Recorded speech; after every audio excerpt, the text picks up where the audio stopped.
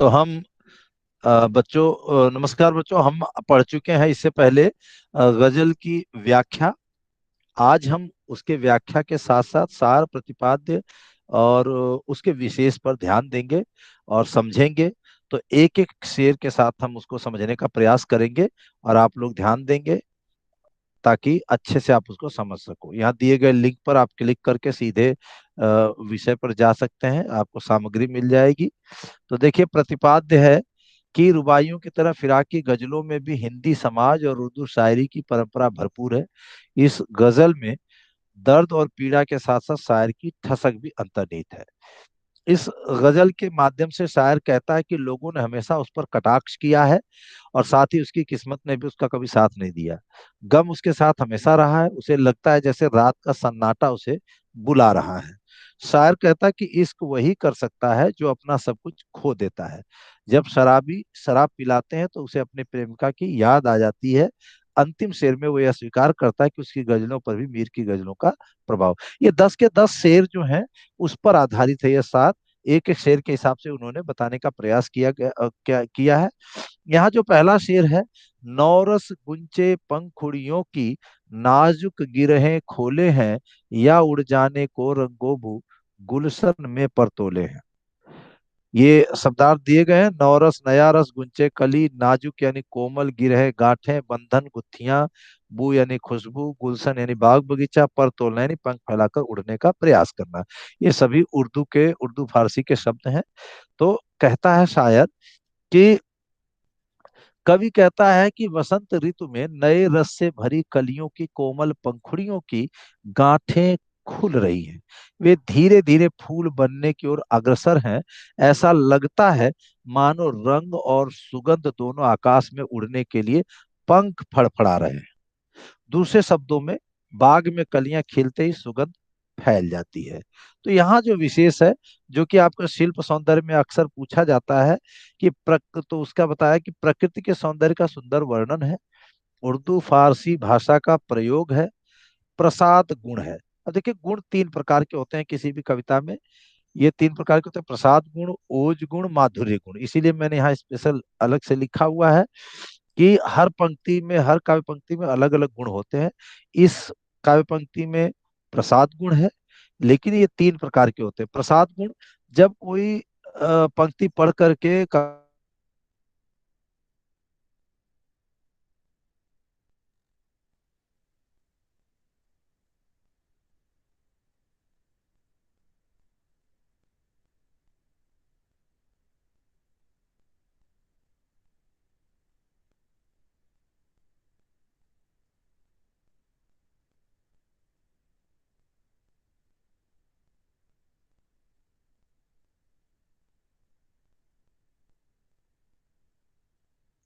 ओज गुण कौन सा बिंब है? नौ रसगुंचे पंखुड़ियों की नाजुक गिरहे खोले हैं, या उड़ जाने को रंगों वो गुलशन में परतोले हैं। तो ये ऐसा लग रहा है जैसे आप इसे देख रहे हैं, तो इसलिए यहाँ पर दृश्य बिंब है। यहाँ भी मैंने बताया आपको 4 प्रकार के बिंब है। दृश्य बिंब, जब कविता पढ़ के लगे कि आप उसे देख रहे हैं। श्रवण बिंब, जब कविता पढ़ के लगे कि आप उसे सुन रहे हैं। स्पर्श बिंब, जब छूने का एहसास हो। गतिशील बिंब, जब उसमें चलने का, जाने का, गति का एहसास हो, तो गतिशील बिंब। तो इन बिंबों को भी ध्यान रखना है। संदेह अलंकार, संदेह अलंकार इसलिए कि या उड़ जाने को रंगोबू गुलशन में परतोले हैं। वो 2 बातें कह रहा है कि वो अपनी गांठें खोल रहे हैं या उड़ने का तैयार हैं। तो यहाँ पर संदेह अलंकार है, संदेहालंकार। तो इस प्रकार से ये आप देख सकते हैं। रंग व खुशबू पर मानवीय क्रियाओं के आरोपण से यहाँ पर मानवीकरण अलंकार है। रंग और खुशबू, कोई बात उड़ने की कर रहा है कि वो कोशिश कर रहा है उड़ने का, ऐसा लग रहा है अपनी गांठें खोल रहा है, तो इसलिए यहाँ पर मानवीकरण अलंकार है। जब भी किसी सजीव या निर्जीव, जो मनुष्य नहीं है, उसको छोड़ करके कोई सजीव या निर्जीव मनुष्य जैसी जब हरकत करते हैं, तो वहां पर मानवीकरण अलंकार होता है। दूसरा शेर है, तारे आंखें झपकावे हैं, जर्रा जर्रा सोए हैं, तुम भी सुनो हो यारो, सब में सन्नाटे कुछ बोले हैं। शायर कहता है कि रात ढल रही है, अब तारे भी आंखें झपका रहे हैं। इस समय सृष्टि का कण कण सो रहा है, शांत है, वह कहता कि हे मित्रों, रात में पसरा यह सन्नाटा भी कुछ कह रहा है, यह भी अपनी वेदना व्यक्त कर रहा है। देखिए, मैंने जब इसका अर्थ बताया था, भावार्थ बताया था, तब ये बताया था कि जब प्रेमी प्रेमिका जो होते हैं, अक्सर जब आधी रात होती है तो अब एक दूसरे को याद करते हुए बाहर निकल जाते हैं। कभी कोई छत पर चला जाता है, कोई सुनसान इलाके में, और वो याद करता है, आसमान को निहारता है। तो शायर कहता है कि हे साथियों, हे मित्रों, अब रात हो गई है, सन्नाटा है चारों तरफ, और तारे भी ऐसा लग रहा है कि आंखें झपका रहे हैं। यहाँ भी देखिए मानवीय का अलंकार है कि तारे ऐसा लग रहा है जैसे हम अपनी आंखें झपका रहे हैं। अर्थात अब आप भी जाकर के सो जाइए और इस रात्रि की सन्नाटे की वेदना को भी, इसकी भाषा को भी समझिए। अब सन्नाटा है तो इसकी भाषा, उसकी बोली, उसकी बात को सुनना है, यानी विरोधाभास। जब दो अलग अलग तरीके की, विपरीत तरीके की बातें हो, तो वहां पर विरोधाभास अलंकार होता है। तो यहाँ विशेष क्या है कि प्रकृति के उद्दीपन रूप का चित्रण है। जर्रा जर्रा में पुनरुक्ति, जब कोई शब्द दो या दो से अधिक बार दोहराया जाए तो उसे पुनरुक्ति प्रकाश अलंकार होता है। सन्नाटे का बोलना, एक तो मानवीकरण बोलने की बात कर रहा है, और दूसरा विरोध है तो विरोधाभास अलंकार, क्योंकि जहां सन्नाटा वो बोलने की क्या बात है। लेकिन यहाँ पर कवि है, इसीलिए तो कहते हैं कि जहां न पहुंचे रवि वहां पहुंचे कवि। तो यहाँ पर मानवीकरण अलंकार तथा विरोधाभास अलंकार है। तारों का मानवीकरण किया गया क्योंकि तारे आंखें झपकावे है, तो यहाँ मानवीकरण अलंकार। उर्दू शब्दावली है, गजल छंद है यहाँ पर, ये भी आप डाल सकते हैं। उर्दू फारसी शब्दों का प्रयोग है, यह भी आप डाल सकते हैं, तो आपकी ये पंक्तियां बढ़ जाएंगी। अगला शेर है, हम हो या किस्मत हो हमारी, दोनों को एक ही काम मिला, किस्मत हमको रो ले वे है, हम किस्मत को रोले हैं।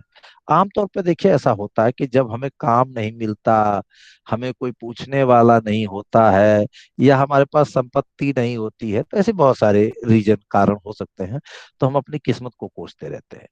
लेकिन शायर कहता है कि किस्मत भी तो हमको कोसती है कि यह व्यक्ति कैसा निठल्ला है, बिना काम किए ही सब कुछ प्राप्त कर लेना चाहता है। तो देखिए शायर क्या कहता है, व्याख्या क्या कहती है कि शायर कहता है कि संसार में मेरी किस्मत और मैं खुद, दोनों ही एक जैसे हैं। हम दोनों एक ही काम करते हैं। अभाव के लिए मैं अपनी किस्मत को दोषी मानता हूँ, तथा किस्मत पर रोता हूँ। इसलिए किस्मत मेरी दशा को देखकर रोती है, और शायद मेरी हीन कर्म निष्ठा को देखकर झल्लाती है। यानी किस्मत भी तो सोचती होगी कि कैसा व्यक्ति है, काम धाम करता नहीं है और सब कुछ प्राप्त कर लेना चाहता है। यहाँ विशेष क्या है देखिए, निराशा व अकर्मण्यता पर व्यंग है, उर्दू फारसी शब्दों का प्रयोग है, किस्मत को मानवीय क्रियाएं करते हुए दिखाया गया, इसलिए यहाँ पर मानवीय का अलंकार। जैसा कि मैंने आपको बताया, कोई भी चीज, कोई भी बात जब मानवीय क्रिया की तरह दिखाई जाए, जो कि सजीव और निर्जीव में से कोई भी हो सकता है, बस मनुष्य नहीं होना चाहिए, तो वहां पर मानवीय का अलंकार है। गजल छंद है, हम कहना उर्दू की पहचान है। वैसे भी शायर भोजपुरी प्रदेश का है, गोरखपुर का है, और भोजपुरी प्रदेशों में जो है मैं शब्द का प्रयोग नहीं किया जाता, हम का प्रयोग करते हैं। कबीर जी का एक दोहा भी है, जब मैं था तब हरि नहीं, अब हरि है मैं नाई, सब अंधियारा मिट गया जब दीपक देखा माई। तो ये बात, यह हम यानी मैं शब्द का प्रयोग नहीं होता, और उर्दू में भी हम शब्द का ही प्रयोग होता है, तो यहाँ हम जो है मैं की जगह प्रयोग हो रहा है। चौथा है शेर, जो मुझको बदनाम करे है, काश वो इतना सोच सके, मेरा पर्दा खोले है या अपना पर्दा खोले। पर्दा यानी रहस्य।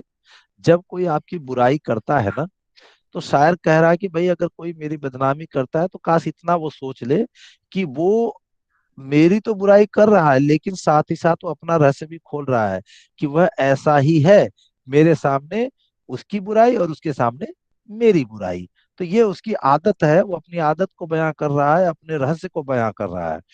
शायर कहते हैं कि संसार में कुछ लोग उसे बदनाम करना चाहते हैं, ऐसे निंदकों के लिए कवि कामना करता है कि वे केवल यह बात समझ सकें कि वे मेरी जो बुराइयां संसार के सामने प्रस्तुत कर रहे हैं, उससे खुद उनकी कमियां उजागर हो रही हैं।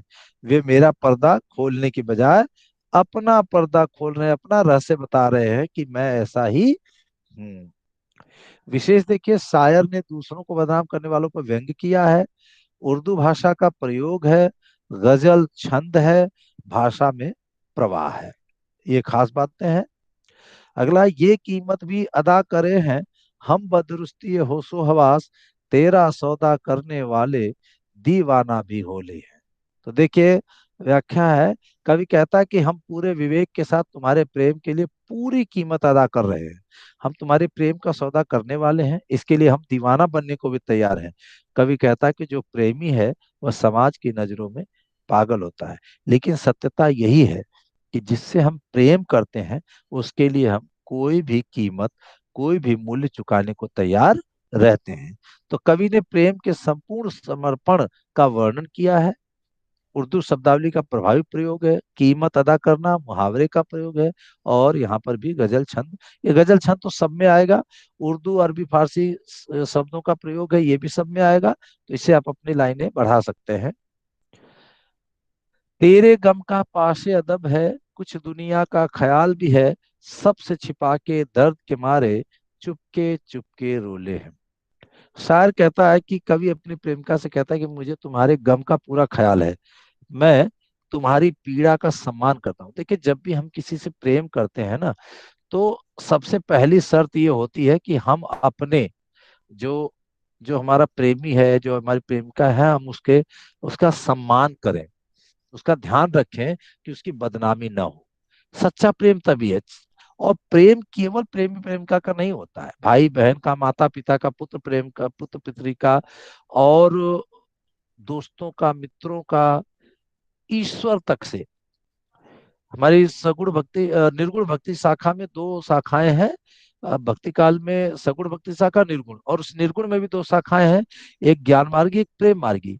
एक ज्ञान के माध्यम से ईश्वर को प्राप्त करना चाहता है, दूसरा प्रेम के माध्यम से। तो उस प्रेम में वह स्वयं को प्रेमिका या ईश्वर को प्रेमी, या ईश्वर को प्रेम का और स्वयं को प्रेमी मान लेता है, और वो अपनी रचना करता है। तो कुछ ऐसी चीजें होती है कि हम अपने, जिससे हम प्रेम करते हैं, सच्चा प्रेम करते हैं, इस बात का ख्याल रखना चाहिए कि हम उसकी बदनामी न होने दें। यही बात यहाँ शायर कहता है कि परंतु मुझे संसार का भी ध्यान है, यदि मैं हर जगह तुम्हारे लिए दुख को सबके सामने गाता फिरूं तो दुनिया तुम्हारे प्रेम को बदनाम करेगी। इसलिए मैं इस पीड़ा को अपने हृदय में छिपा लेता हूँ और चुपचाप अकेले में रो लेता हूँ। आशा यह है कि प्रेमी अपने दुख को संसार के सामने प्रकट नहीं करते। विशेष है, कवि ने विरह भावना का प्रभावी चित्रण किया है। उर्दू मिश्रित हिंदी भाषा का प्रयोग है। चुपके चुपके में पुनरुक्ति प्रकाश है। गजल छंद, वियोग श्रृंगार। श्रृंगार रस में दो भेद हैं। संयोग श्रृंगार, जब प्रेमी और प्रेमिका का मिलन होता है, जब दोनों मिलते हैं, वो पति पत्नी भी हो सकते हैं और प्रेम प्रेमिका भी हो सकते हैं। जब उनका मिलना होता है, उससे जो प्रसन्नता होती है, तो वहां संयोग श्रृंगार होता है। वियोग श्रृंगार, जब वो बिछड़ जाते हैं, मिल नहीं पाते, तो वहां पर वियोग श्रृंगार है। तो इस शेर में वियोग श्रृंगार है कि तेरे गम का पासे तो कुछ दुनिया का ख्याल भी है, सबसे छिपा के दर्द के मारे चुपके चुपके, क्योंकि सामने मिल नहीं पा रहे हैं, इसलिए वियोग श्रृंगार है। अगला शेर है, फितरत का कायम है तवाजुन, आलम हुस्न इश्क में भी उसको उतना ही पाते हैं जितना खुद को खोले हैं।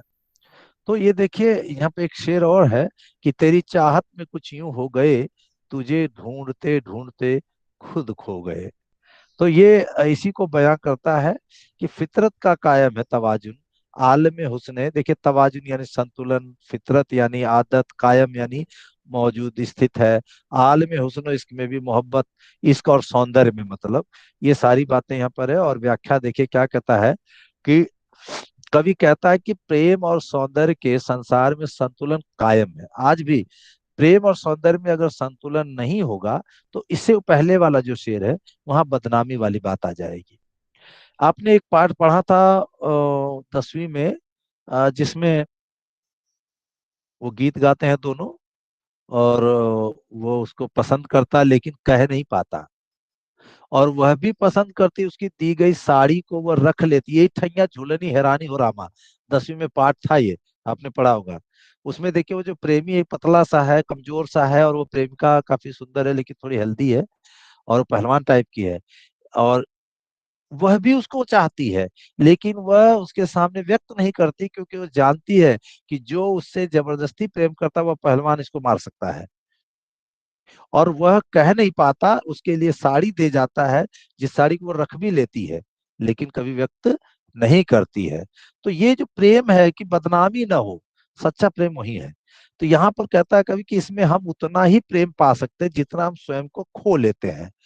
तो कबीर जी भी देखिए, कबीर जी ने भी कहा, जिन खोजा तिन पाइया गहरे पानी पैठ, मैं बपुरा खोजन चला रहा किनारे बैठ। भाई जब तक आप पानी में डुबकी नहीं लगाएंगे ना, कबीर का एक दुआ और है जिसमें वो कहते हैं कि जब तक आप पानी में डुबकी नहीं लगाएंगे ना, तब तक आप मोती नहीं पाएंगे। किनारे बैठ के तो सीपियां ही गिनना है आपको। तो किसी भी चीज को प्राप्त करने के लिए संपूर्ण समर्पण जरूरी है। जब तक आप समर्पित नहीं करेंगे वह चीज आपको नहीं मिलेगी। तो प्रेम में खोना बहुत जरूरी है, तभी आपको प्रेम मिलेगा। तो जो व्यक्ति जितना अधिक समर्पण करता है वह उतना ही प्रेम को प्राप्त कर पाता है। तो देखिए यहाँ पर कबीर जी की बात, कवि ने प्रेम के स्वभाव को स्पष्ट किया, यानी प्रेम कैसा होता है और कैसे प्राप्त होता है। कबीर के साथ भाव साम्य है।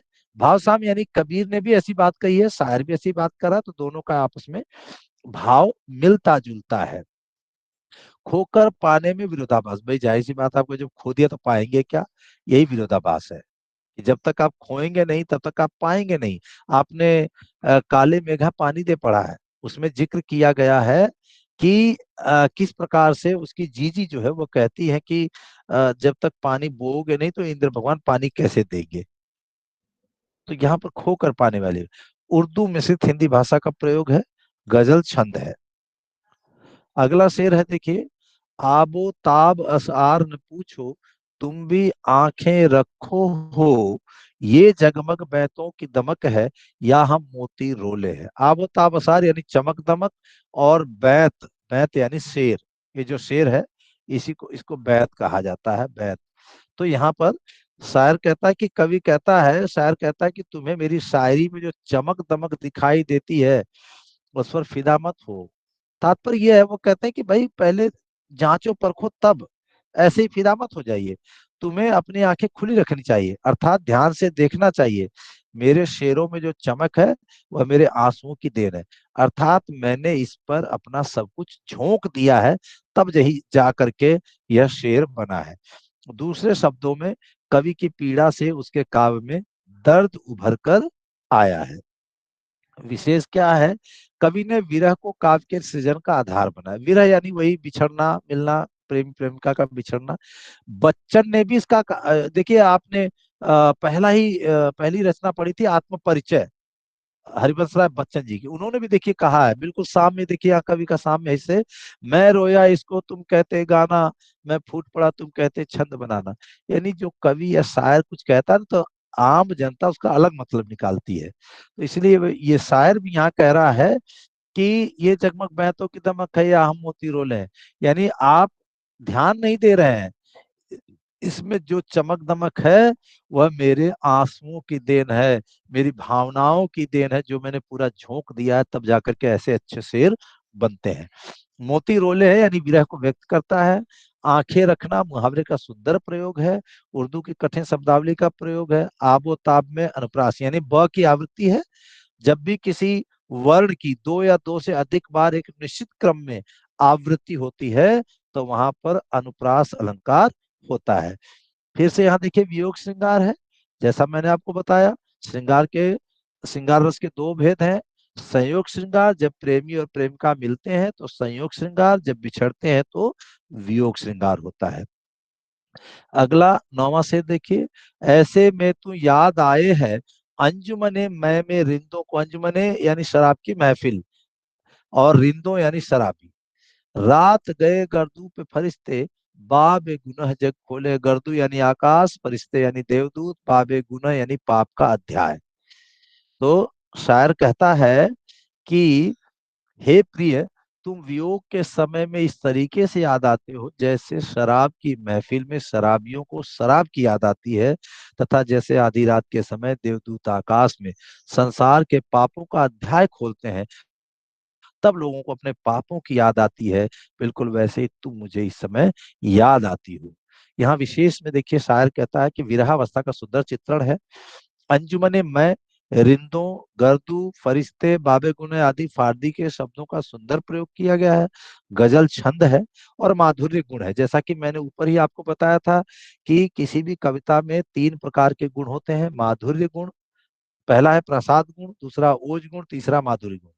प्रसाद गुण में जब कविता सरलता से आपको समझ में आ जाए तो वहां पर प्रसाद गुण होता है। ओज गुण, जब किसी काव्य पंक्तियों में वीरता की, उत्साह की, युद्ध की बात की जाए तो वहां पर ओज गुण होता है। और माधुर्य गुण, जहां प्रेम की बातें की जाती हैं, प्रेमी प्रेम का, पति पत्नी का प्रेम जहां पर हो, वहां पर माधुर्य। इसमें भाई बहन और पिता पुत्र, पिता पुत्री का या माता पुत्री का प्रेम नहीं आएगा, इस बात का ख्याल रखना। वो वात्सल्य रस हो जाता है, तो थोड़ा सा ध्यान रखना आपको। और फिर से इसमें वियोग श्रृंगार है, बिछड़न की बात है, विरह की बात है। विरह ही बिछड़ना होता है, तो जब भी विरह की, बिछड़ने की बात आए तो वहां पर वियोग श्रृंगार लिख देना है आपको।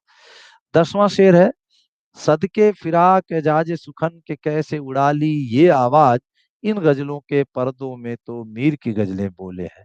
शायर ये स्वीकार करता है, हालांकि शायर से कभी एक काव्य सम्मेलन में, एक मुशायरे में पूछ लिया गया था कि फिराक जी, आपकी जो शायरी है उसमें मीर, तकी मीर के से बहुत साम्यता है, बहुत मिलता जुलता है, कहीं आप नकल तो नहीं करते?